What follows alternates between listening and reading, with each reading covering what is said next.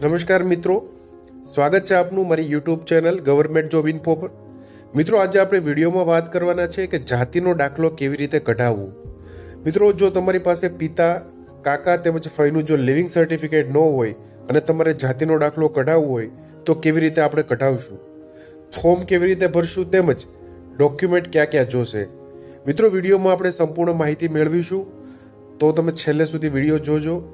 જો તમે મારી ચેનલ પર નવા હો તો તમે પ્લીઝ મારી યુટ્યુબ ચેનલ છે ગવર્મેન્ટ જોબ ઇન્ફો, તેને સબસ્ક્રાઇબ કરી દેજો અને બેલ આઇકન દબાવજો, જેથી આવી અલગ અલગ માહિતી મળતી રહે। મિત્રો, જાતિનો દાખલો જે કઢાવવો છે તેના અંતર્ગત આપણે અહીંયા વિડીયોમાં જોશું કે ફોર્મ કેવી રીતે ભરવું, ડોક્યુમેન્ટ ક્યાં ક્યાં જોશે, સોગંદનામું કેવી રીતે કરવું, જાતિના દાખલાની ક્યાં ક્યાં જરૂરિયાત રહે છે, આપને શું શું લાભો મળે છે તેમજ અન્ય મહત્વના મુદ્દાઓ વિશે અહીંયા વાત કરવાના છે મિત્રો, તો તમે ધ્યાનથી વિડીયો જોજો।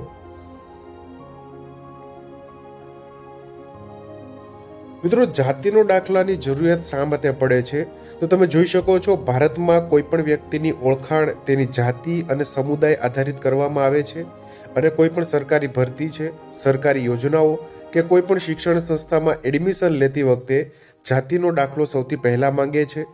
ભારતમાં દરેક વ્યક્તિની અલગ અલગ કેટેગરી પ્રમાણે તેની ઓળખાણ કરવામાં આવે છે।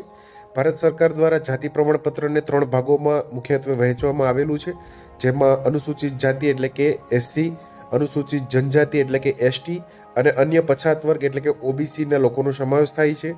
જ્યારે કોઈ પણ કેટેગરીનો વ્યક્તિ કોઈ પણ લાભ મેળવવા માંગે ત્યારે તેને કઈ કેટેગરીનો છે તેનું પ્રમાણપત્ર રજૂ કરવું એટલે કે જાતિનું પ્રમાણપત્ર તરીકે ઓળખાય છે। મિત્રો, તમને ખ્યાલ હશે કે ગુજરાતમાં આપણે સામાજિક અને શૈક્ષણિક રીતે પછાત વર્ગનો જે દાખલો છે મિત્રો, તે ઘણીવાર કઢાવતા હોઈએ છીએ।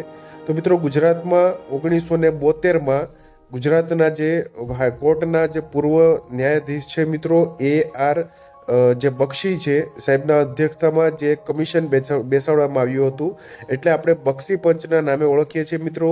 તેના આધારિત આપણે જે ગુજરાતમાં જાતિ આધારિત જે આ પ્રમાણપત્ર છે તેના આધારે આપણે તેનું નામ આપ્યું છે બક્ષી પંચનો દાખલો। ઘણી જગ્યાએ તેને સામાજિક અને શૈક્ષણિક રીતે પછાત વર્ગ અથવા તો SABCનો જાતિનો પ્રમાણપત્ર આપણે કહેતા હોઈએ છીએ। તો મિત્રો, 1972થી જે બક્ષી પંચનું જે સ્થાપના થઈ હતી મિત્રો, બેસાડવામાં આવ્યું હતું, તેના આધારિત આપણે ગુજરાતમાં જાતિઓની જે અલગ અલગ કેટેગરી પ્રમાણે વહેંચણી કરવામાં આવી હતી મિત્રો। તેના અંતર્ગત આપણે અહીંયા જોશું આપણે કે જાતિનો દાખલો કેવી રીતે કઢાવવો। તો આજે મિત્રો આપણે જાતિના દાખલા અથવા તો જાતિનું પ્રમાણપત્ર કેવી રીતે મેળવવું તેની સંપૂર્ણ માહિતી મેળવીશું। મિત્રો, સૌથી પ્રથમ આપણે જોઈ લઈએ કે જાતિના દાખલા માટે તમારે કયા કયા ડોક્યુમેન્ટ તૈયાર રાખવા પડશે। તમારે જાતિનો દાખલો કઢાવવો હોય તો તમારે કયા કયા ડોક્યુમેન્ટ તમારી પાસે હોવા જોઈએ। તો મિત્રો, ખાસ આધાર કાર્ડની નકલ તમારી પાસે હોવી જોઈએ। રહેઠાણ અંગેનો એક પુરાવો તરીકે તમે રેશન કાર્ડ અથવા તો મિલકત મકાનના ખરીદીનો દસ્તાવેજ અથવા તમે ઘરવેરાની જે બિલની નકલ, ટેલિફોન બિલ, મોબાઈલ ફોનનું બિલ, છેલ્લા મહિનાનું અથવા તો લાઇટ બિલ અથવા તો તમે ભાડા પહોંચતા આપી શકો તમે અહીંયા। શાળા છોડ્યાનો પ્રમાણપત્ર જે હોય છે મિત્રો, તેમાં પિતા, કાકા, ફઈ કે દાદાનો હોય તો ચાલે, અને જો નહીં હોય તો તેના માટે સોગંદનામું કરવું પડે છે, તે કેવી રીતે કરવું તેના વિશેની સંપૂર્ણ માહિતી અહીંયા વિડીયોમાં તમને જોવા મળશે।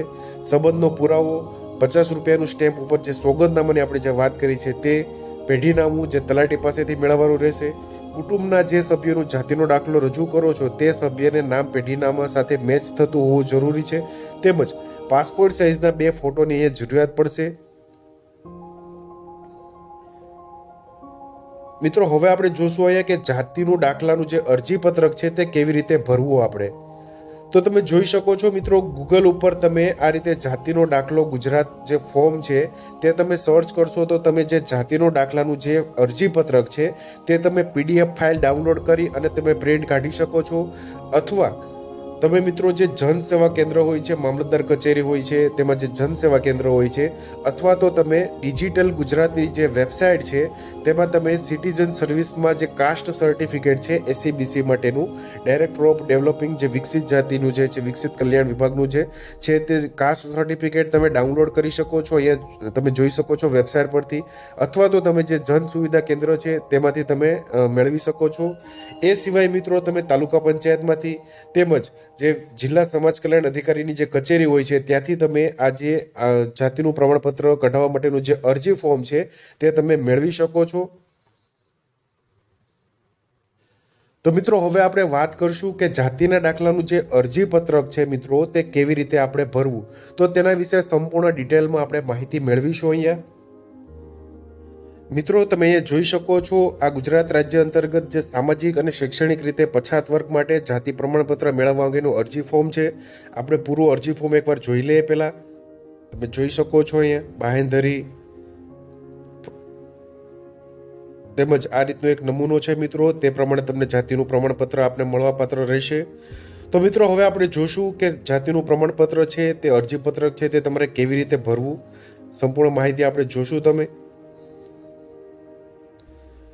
મિત્રો તમે જોઈ શકો છો અહીંયા જે સામાજિક અને શૈક્ષણિક રીતે પછાત વર્ગો માટે જે જાતિ પ્રમાણપત્ર મેળવવા અંગેનું અરજી ફોર્મ છે તેમાં તમારે એક પાસપોર્ટ સાઇઝનો ફોટોગ્રાફ તમારે ચોંટાડવાનો રહેશે.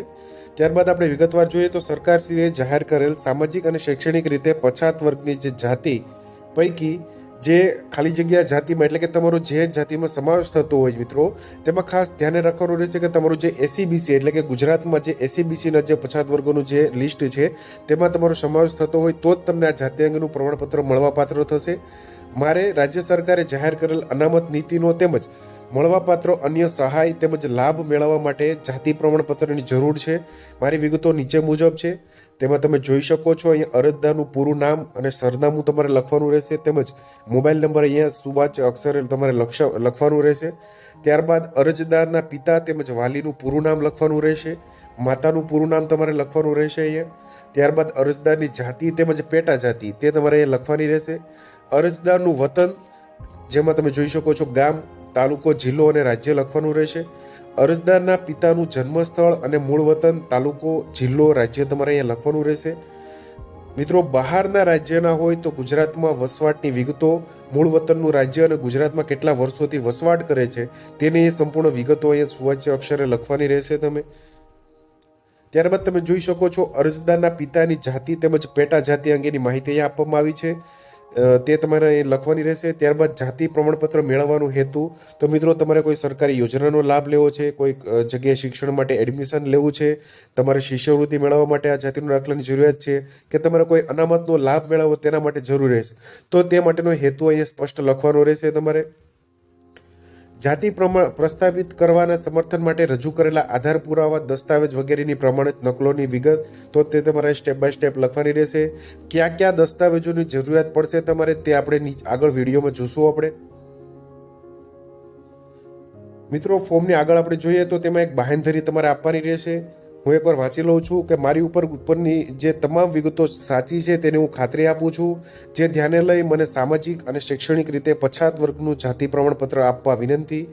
અમોએ મેળવેલ જાતિ પ્રમાણપત્ર અધિકૃત અધિકારી દ્વારા કોઈ પણ સમયે ચકાસણી કરવામાં આવે અને ખોટું સાબિત થાય તો મારો પ્રવેશ, નિમણૂક કોઈ પણ જાતની જાણ કર્યા વગર સિવાય નોટિસ આપ્યા સિવાય રદ થવા પાત્ર છે અને ભારતીય ફોજદારી ધારા હેઠળ ખોટું પ્રમાણપત્ર તેમજ વિગતો રજૂ કરવા બાબતે જે કાર્યવાહી હાથ ધરવામાં આવશે તે મને બંધન કરતા રહેશે. મિત્રો એટલે આ પ્રમાણની એક તમારે બાહેંધરી આપવાની રહેશે જેમાં તમે જોઈ શકો છો તમારું સ્થળ, જે તે તમે સ્થળ જે ગામનું નામ હોય છે તે, તારીખ તેમજ અરજદારની પૂરી સહી તેમજ તમારે નામ લખવાનું રહેશે. તેની નીચે પિતા અથવા તો વાલીની, માતાની તમે સહી કરી અને નામ લખવાનું રહેશે. ત્યારબાદ મિત્રો અગત્યનો મુદ્દો જોઈએ કે જાતિ પ્રમાણપત્ર મેળવવા માટે રજૂ કરવાના થતા પુરાવાની યાદી. તો તમે જોઈ શકો છો અરજદારનું શાળા છોડ્યાનું પ્રમાણપત્ર એટલે કે લિવિંગ સર્ટિફિકેટ તમારે જરૂર પડશે. અહીંયા સક્ષમ અધિકારીને જરૂર જણાય ત્યાં દાદા, પિતા, કાકા, ફોઈ પૈકી કોઈ પણ એક જાતિ પુરવાર થાય તેવો દસ્તાવેજ માંગી શકશે. એટલે કે મિત્રો જે તમારી પાસે દાદા, પિતા, કાકા અથવા તો ફોઈનું જો તમારી પાસે પ્રમાણપત્ર હોય તો તમે તે આપી શકો છો, પરંતુ ન હોય તો તેના માટે એક સોગંદનામું કરવું પડે છે. તેની માહિતી આગળ વિડીયોમાં આપવામાં આવી છે. વિવાદાસ્પદ શંકાસ્પદ કિસ્સામાં સક્ષમ અધિકારીને જરૂર જણાય તો જાતિ પુરવાર કરવા માટે જે 1/4/1978 પહેલાના આધારભૂત જે પુરાવા છે તે રજૂ કરવાના રહેશે.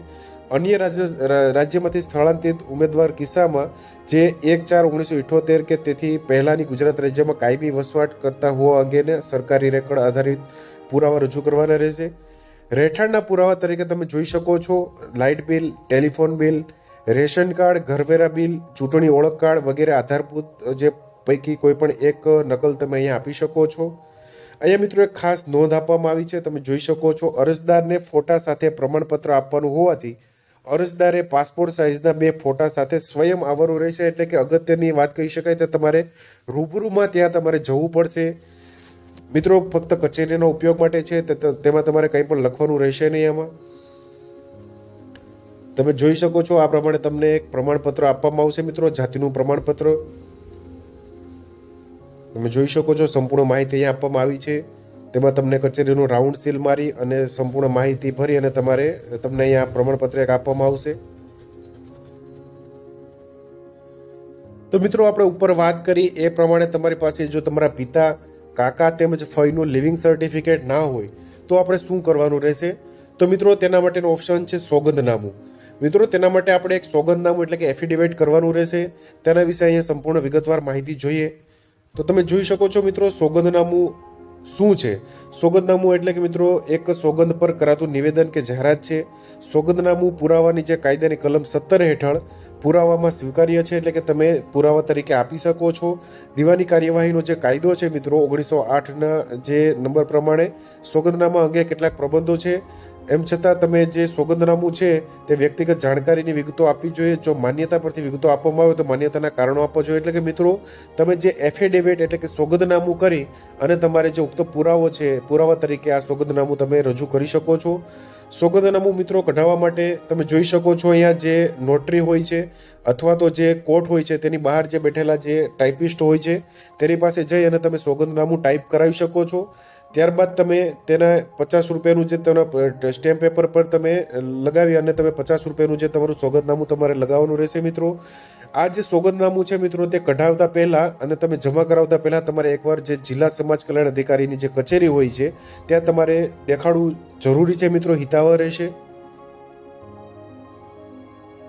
મિત્રો આમ તમારા જો તમામ ડોક્યુમેન્ટ તમારી પાસે હોય, જેમ કે આપણે વાત કરીએ એ પ્રમાણે સોગંદનામું, તમારી પાસે લિવિંગ સર્ટિફિકેટ હોય, રહેઠાણનો પુરાવો હોય, તેમજ પાસપોર્ટ સાઇઝનું જે ફોટો હોય તેની સાથે આપણે જે અરજીપત્રકની વાત કરી, જે ફોર્મ ભરેલું જે હોય છે મિત્રો તમારી જાતે, જે ફોર્મ સંપૂર્ણ ભરી અને તમે જો સંપૂર્ણ ડોક્યુમેન્ટ જોડી અને તમે જોઈ શકો છો તાલુકા પંચાયત અથવા તો તમે જે મામલતદાર કચેરી હોય છે ગ્રામ્ય કક્ષાએ, તેમજ જો જિલ્લા કક્ષાએ હોય, તમે જિલ્લામાં રહેતા હોય તો વિકસિત જે સમાજ કલ્યાણની અધિકારી હોય, જે અધિકારીશ્રીની કચેરી હોય છે ત્યાં તમે આ ફોર્મ તમે જમા કરાવી શકો છો મિત્રો.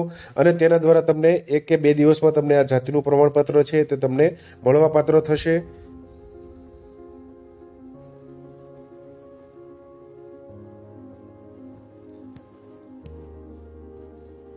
મિત્રો મામલતદાર કચેરી હોય તો તમે જનસેવા કેન્દ્રમાં પણ આ જે અરજીપત્રક છે તમે જોડીને આપી શકો છો.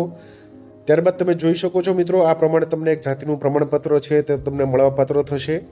તમે જોઈ શકો છો સંપૂર્ણ માહિતી સાથે આ સામાજિક અને શૈક્ષણિક રીતે પછાત વર્ગનું બક્ષીપંચનું જે પ્રમાણપત્ર છે, જાતિનો દાખલો આપણે કહીએ છીએ, તે તમને મળવાપાત્ર થશે. મિત્રો હવે આપણે જોશું અહીંયા કે જે જાતિના દાખલાની જરૂરિયાત ક્યાં ક્યાં પડે છે. તો તમે જોઈ શકો છો કોઈ પણ પ્રકારની સરકારી યોજનાનો લાભ લેવા માટે જાતિના દાખલાની ખાસ જરૂરિયાત પડે છે. જે વિવિધ સરકારી યોજનાઓ હોય છે મિત્રો તેનો લાભ લેવા માટે જાતિનો દાખલો ખાસ માંગવામાં આવે છે. સરકાર દ્વારા મળતી શિષ્યવૃત્તિનો લાભ મેળવવા માટે જાતિનો દાખલો ખાસ જરૂરી છે. સ્કૂલ તથા કોલેજમાં જે ભણતા વિદ્યાર્થીઓ છે તેને અલગ અલગ સ્કોલરશિપની જે યોજનાનો લાભ મેળવવો હોય તો તેના માટે પણ કાસ્ટ સર્ટિફિકેટ જરૂરી છે. સ્કૂલ કોલેજમાં કેટેગરી પ્રમાણે ફીમાં રાહત મળતી હોય છે, જેનો લાભ મેળવવા માટે પણ જાતિ પ્રમાણપત્ર ખાસ જરૂરી રહે છે મિત્રો. જે સરકારની જે વિવિધ યોજનાઓ છે મિત્રો, જે મુખ્યમંત્રી યુવા સ્વાવલંબન યોજના, ભોજન સહાય બિલ જેવી અનેક યોજનાઓમાં મિત્રો લાભ મેળવવા માટે તમારે ફીમાં રાહત મેળવવા માટે અહીંયા કાસ્ટ સર્ટિફિકેટ જરૂરી બને છે. કોઈ પણ શૈક્ષણિક સંસ્થા અથવા તો સરકારી સંસ્થામાં અનામત કોટાની સીટો પર એડમિશન લેવા માટે અથવા તો ભરતીમાં તમારે લાભ મેળવવા માટે જાતિનો દાખલો ખાસ જરૂરી બને છે મિત્રો. ગ્રામ પંચાયત, જિલ્લા પંચાયત કે વિધાનસભાની અનામત બેઠકો માટે પણ કાસ્ટ સર્ટિફિકેટ જરૂરત રહે છે. આમ ભારતમાં દરેક જગ્યાએ અનામતનો તમારે લાભ લેવો હોય મિત્રો તો તમારે કાસ્ટ સર્ટિફિકેટ અહીંયા જરૂરી છે મિત્રો. તો મિત્રો આપને મારો વિડીયો પસંદ આવ્યો હોય તો પ્લીઝ મારી યુટ્યુબ ચેનલ છે ગવર્મેન્ટ જોબ ઇન્ફો, તેને સબસ્ક્રાઇબ કરી દેજો, તેમજ બેલ આઇકન દબાવજો, જેથી આપને આવા નવા વિડીયો તેમજ સરકારી ભરતી તેમજ અલગ અલગ યોજનાઓ વિષયક માહિતી આપને મળતી રહે. મિત્રો જે વિડીયોમાં માહિતી આપવામાં આવી છે તે ફક્ત માર્ગદર્શન હેતુ માટે આપવામાં આવી છે. વધુ માહિતી માટે તમે ઓફિશિયલ વેબસાઇટ તેમજ સંબંધિત કચેરીનો સંપર્ક કરી શકો છો. જય હિન્દ, ભારત માતા કી જય.